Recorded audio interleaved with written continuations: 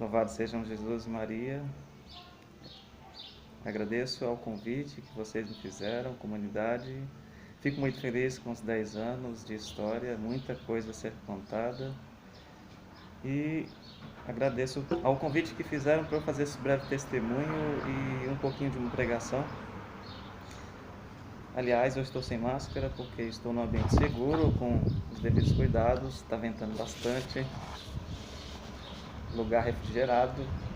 Enfim, gostaria de começar com uma breve piada para inaugurar esse momento característico de vocês.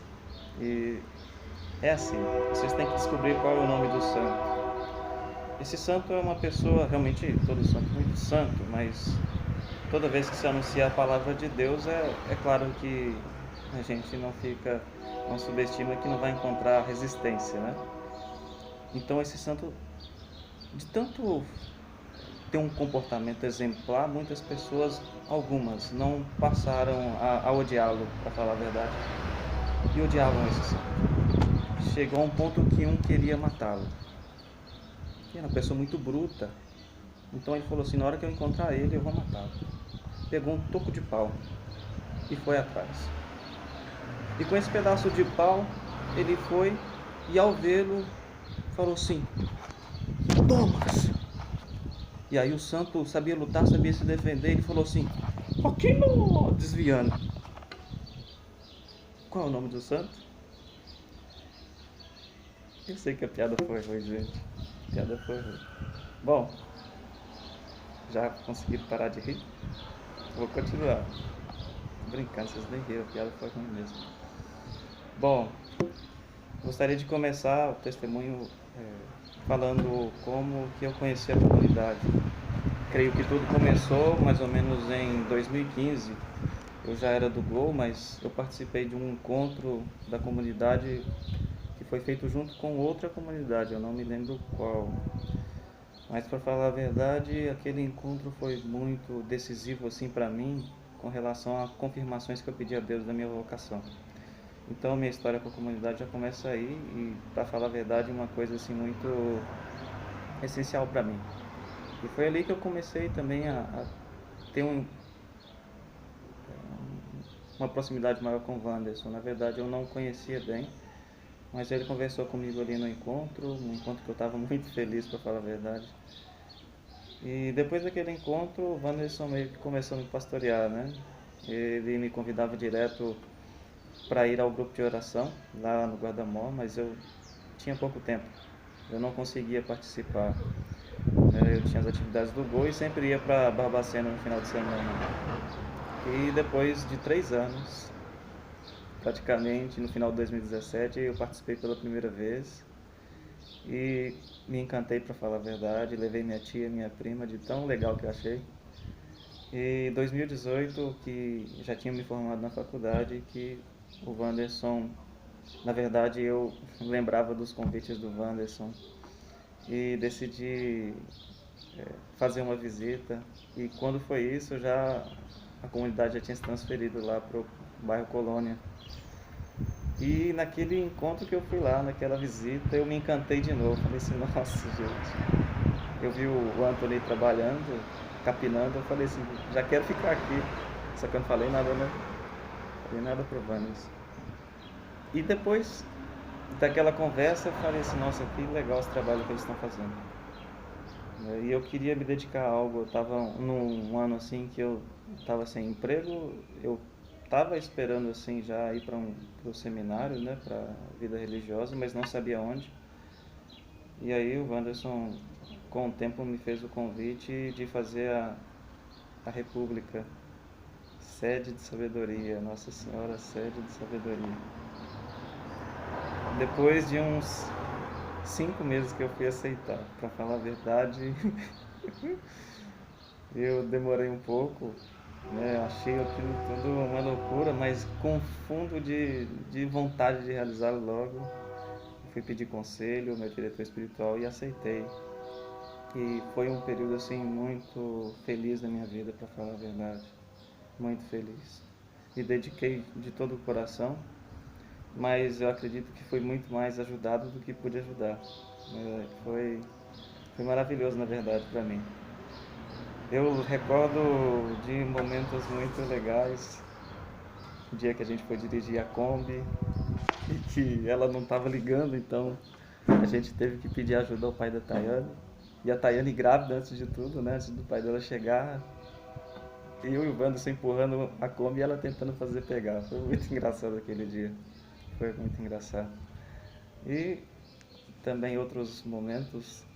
No dia que eu cheguei, o primeiro dia, eu peguei minha sacola de coisas, alguma sacola com alguns itens menores e coloquei ali no, no, no galpão onde eu ia ficar. E no dia seguinte eu fui procurar, não tava. Na verdade, eu acho que eu dei falta dela porque eu vi algumas coisas minhas espalhadas no chão. Aí a cachorra tinha pego, tinha rasgado tudo. Nem lembro o que era, mas foi tão engraçado aquilo. Ai, gente, tantas histórias. Duas histórias simples que eu tô contando aqui, mas tudo motivo de alegria pra mim. A gente tem que rir dessas coisas, né? Enfim, o que a comunidade fez pra mim em especial na minha vida foi que eu realmente amadureci muito na vida de oração. Eu sempre fui de rezar o terço e sempre fui de orar em línguas, etc, né, carismático, mas aquele momento de tirar um tempo para rezar, etc, foi aí que eu aprendi, foi aí que eu aprendi o desejo de me conhecer mais, de observar como eu ajo e qual a razão das minhas atitudes. Foi aí que eu amadureci então como pessoa, como homem e tantas outras coisas. E no dia em que eu fui me despedir, eu, para falar a verdade, nunca chorei tanto na minha vida. Nunca. Porque o que eu esperava ali era que todo o trabalho que eu tinha feito, tudo aquilo que eu realizei com vocês, eu fiz e queria sair em silêncio, né? Sem muito alarde ou agradecimento, e vocês me surpreenderam muito. Eu me senti muito acolhido e amado, e essa é a marca que vocês deixam e sou muito grato, viu? Então eu agradeço a vocês, esse é o meu breve testemunho. Agora eu gostaria de partilhar um pouquinho a palavra no momento de breve pregação para vocês. O tema que me foi passado é: o justo viverá pela fé, dentro do tema que é alegria e esperança, o tema geral. Enfim, para começar, o que seria o justo no Antigo Testamento? No Antigo Testamento, o justo seria aquela pessoa que cumpria integralmente a Torá, ou seja, aquela pessoa que vivia de todo o coração voltada aos mandamentos que Deus tinha dado a Moisés. Uma pessoa que se dedicava a isso, que vivia com justiça aquilo que Deus pedia. Então tem aquele salmo muito conhecido: quem subirá ao monte do Senhor? Quem viverá em sua santa habitação? É quem tem mãos puras e inocente coração, quem não vira a sua mente para o crime e não jura falso para o engano do seu próximo. Ou seria aquela pessoa que caminha na justiça, diz a verdade, etc. Então, o justo é tudo aquilo que remete a um coração reto, coração que tem se todo voltado em direção a Deus. Agora, esse é o justo, e vamos para a palavra fé, pelo menos naquilo que eu quero levar nessa pregação. A fé aqui eu quero levar em respeito ao pensamento. O pensamento que temos a respeito de Deus. Bom, a fé é aquilo que nós acreditamos. Então, no que acreditamos?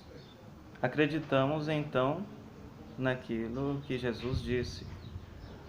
Os judeus em sua época acreditavam naquilo que estava escrito na Torá, nos mandamentos.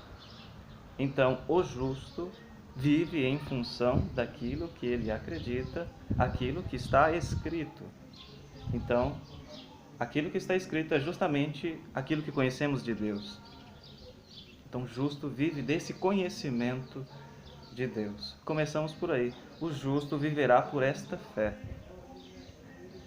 Bom, agora vamos pegar a palavra que está em Romanos 1,17. Está escrito assim: porque nele se descobre a justiça de Deus de fé em fé, como está escrito, mas o justo viverá pela fé. Na verdade, esta palavra, esta expressão, o justo viverá pela fé, ela está presente nada mais nada menos que 4 vezes na Bíblia. 3 vezes no Novo Testamento e uma que é referência do Antigo Testamento.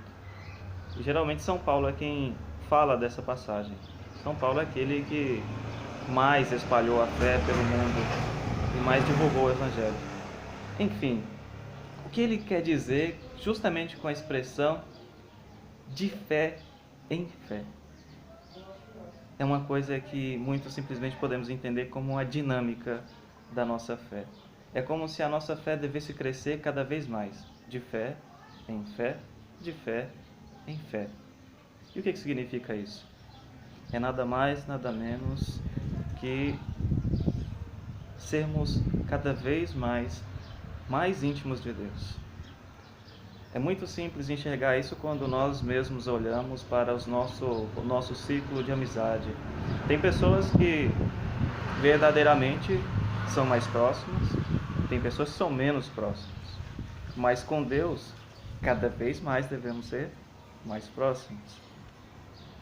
É fácil recordar que em um determinado tempo da nossa vida a gente esteve muito distante de Deus. E depois de ter nos convertido ou mudado muita coisa no nosso interior, nós nos percebemos mais próximos de Deus. Então essa caminhada de fé em fé é nada mais, nada menos que um processo de conversão e que eu gostaria, ou na verdade chamo comigo mesmo de caminhada de amizade. Cada vez mais que eu me converto, cada vez mais eu me torno amigo de Deus. Então, geralmente eu troco esse nome de conversão para amizade mais íntima, mais próxima. O justo vive disso. O justo vive de todo o coração em função da busca da verdade. E a verdade é Jesus. Então, o justo tem esse desejo íntimo no coração de buscar aquilo que vai lhe saciar, aquilo que vai realmente trazer felicidade. Ele tem esse impulso no coração de nunca parar, dinamicamente indo, no nosso caso, de fé em fé. Então é este o desejo que eu gostaria de levar a vocês, enquanto comunidade, de nunca pararem, de continuarem buscando a Deus verdadeiro, o verdadeiro Deus, de fé em fé. E isso com certeza vai se espalhar muito no coração de muitas pessoas. Mas eu gostaria de alertá-los quanto a algumas coisas que realmente caímos na fé, que eu já caí muitas vezes, alguns pequenos detalhes que na verdade o demônio faz tornar grandes coisas e motivo de queda. Bom, uma vez eu lembro que estávamos na intercessão para o grupo de oração e Deus nos pedia nos dava uma visualização e pedia que rezássemos pelos ouvidos das pessoas. Deus mostrava que o ouvido estava entulhado, tinha algumas coisas que impediam as pessoas de escutar. E aí fomos rezando. Eu quero trazer isso hoje para esse momento de pregação porque pode acontecer conosco de a gente escolher algumas coisas, alguns aspectos do Evangelho que mais nos agradam. Porque é isso que às vezes nos impede de escutar por inteiro a palavra de Deus.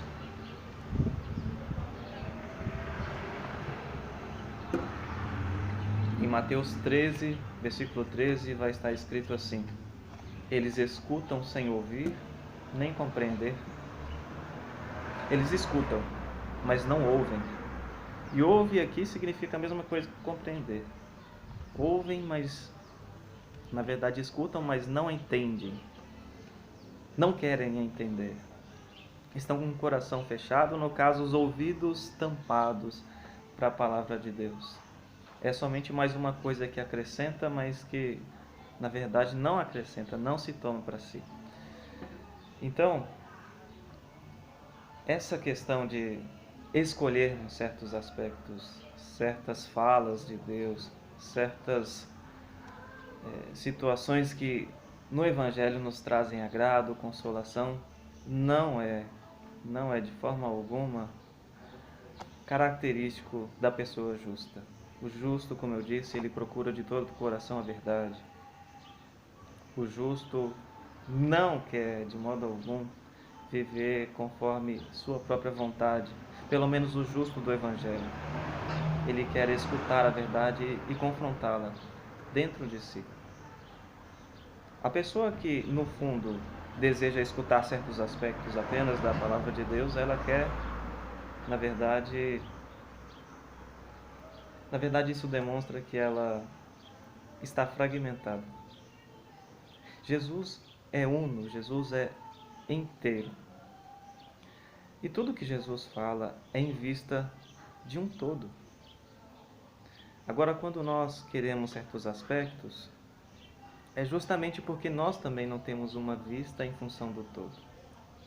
É justamente porque nós não queremos encarar a plenitude. E o exercício de desejar o todo, mesmo as palavras que não nos agradam, que nos trazem constrangimento, que nos impulsionam à conversão, na verdade, quando participamos de tudo isso que traz o Evangelho, participamos de forma semelhante àquilo que já é no céu, a plenitude. Quando aceitamos essa plenitude do Evangelho, tanto de exortação quanto de consolação, participamos também de forma semelhante à plenitude do céu. Então, irmãos, que fique no nosso coração o desejo de nunca pararmos de querer conhecer Jesus. De nunca pararmos de querer conhecer a verdade, mesmo que ela traga choro. E para falar a verdade, um testemunho próprio, no seminário esse ano e no ano passado, eu tenho chorado bastante. Eu tenho me confrontado muito, eu tenho confrontado o meu passado e muitas coisas lá que deveriam ser, vamos dizer assim, curadas e não estavam. E Deus tem feito grandes maravilhas na minha vida. Então, eu testemunho para vocês que a melhor coisa a se fazer é realmente ir a fundo, não ter medo. O medo faz parte, na verdade, mas nós cremos que Deus é maior, nós cremos que Ele está em nosso lado e que Ele nunca deixou de estar e vai sempre dar suporte àquilo que nós estamos passando. Então fica esse desejo íntimo de o justo ir de fé em fé, buscando a Deus. Outro alerta que eu gostaria de falar para vocês agora é a respeito da fé.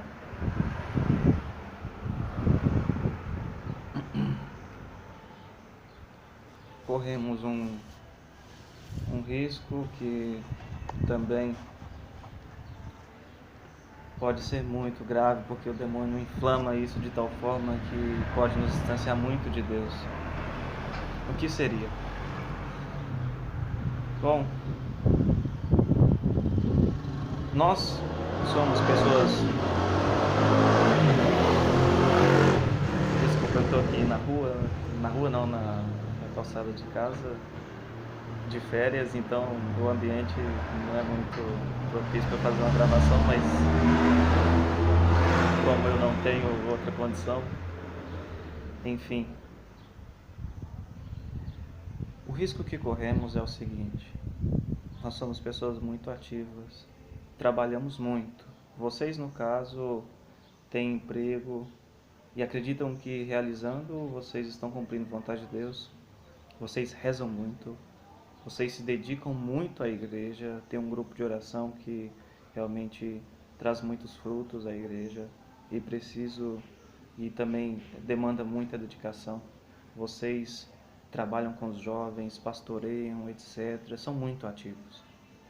O risco que corremos, na verdade, é de que, por realizarmos tantas coisas para Deus, por realizarmos tantas situações que realmente são em função de Deus, no fim das contas, nos tornamos capazes de pedirmos favores como forma de troca. É como se no fundo, estivéssemos exigindo de Deus algo. Isto geralmente vai acontecer, vai ter seu ápice quando as coisas começarem a não dar muito certo. Quando nossas investidas forem de encontro ao vazio, e aí a gente se pergunta, Deus não está vendo? Deus não está agindo? Então, nesse momento, muito cuidado. Apesar de vocês terem conseguido já muitas coisas, terem tocado muito corações, o meu é um exemplo disso, mas eu alerto a esse cuidado. Porque aconteceu comigo também já há um tempo e ainda tenho que me policiar, porque quando fazemos isso, quando exigimos de Deus algo, acontece que no fundo nós ferimos o coração de Deus com relação à sua paternidade. Sabemos que Deus é Pai. E Deus é o Pai por excelência perfeito. E nada mais, nada menos como o Pai, o que Ele faz é nos dar tudo o que é de bom para nós. Deus tem tudo já predisposto a nosso favor. Deus, em sua riqueza, deseja dar-nos tudo o que necessitamos. Mas o risco, como eu já disse, é de justamente a gente querer antecipar isso, exigi-lo. E aí a gente peca um pouco contra a paciência e também peca contra a bondade de Deus. Peca contra a providência de Deus. Geralmente nós não sabemos o que pedir, nem como convém pedi-lo, vai dizer São Paulo. Então convém que a gente crie mais ou aproveite dessas situações justamente para nos colocarmos debaixo do colo de Deus. Debaixo, ou melhor, nos colocarmos sobre o carinho de Deus. A nossa fé é justamente muito exigida nesse ponto, porque é algo que foge da nossa capacidade e sempre vai ser assim. Mas, ao mesmo tempo, Deus nos consola de todas as nossas aflições. E é isso que eu gostaria de trazer para vocês. O justo que vive pela fé, que nunca perde a alegria, que nunca deixa de querer, ao menos manter essa alegria, porque perder a alegria, ou pelo menos ficar triste em algum momento, não será possível, né? Nós temos isso em nós, essa inconstância, que é comum muitas vezes, mas no máximo nos esforçarmos para mantermos em Deus, mantermos sobre a graça de Deus. E que o Senhor guie todos vocês. Eu particularmente amo a todos, amo tudo que fiz aí, amo tudo o que construímos juntos e desejo que esses 10 anos de comunidade seja para vocês um momento de consolo, de muita alegria no espírito, de muitas bênçãos e tenham a certeza, Deus ama vocês. Deus ama esse carisma e esse carisma com certeza vai trazer muitos frutos para toda a igreja. Como todo carisma o é, vocês têm essa graça de terem no coração algo que é para toda a igreja e eu tenho a certeza, no tempo certo, na forma como Deus deseja, tudo se fará. Então que a alegria do Espírito Santo tome o coração de vocês, que Nossa Senhora de Guadalupe os abençoe e que Jesus misericordioso faça brilhar no coração de vocês essa misericórdia para todo sempre. Jesus, eu confio em vós. Amém. Eu agradeço pelo convite e Deus os abençoe.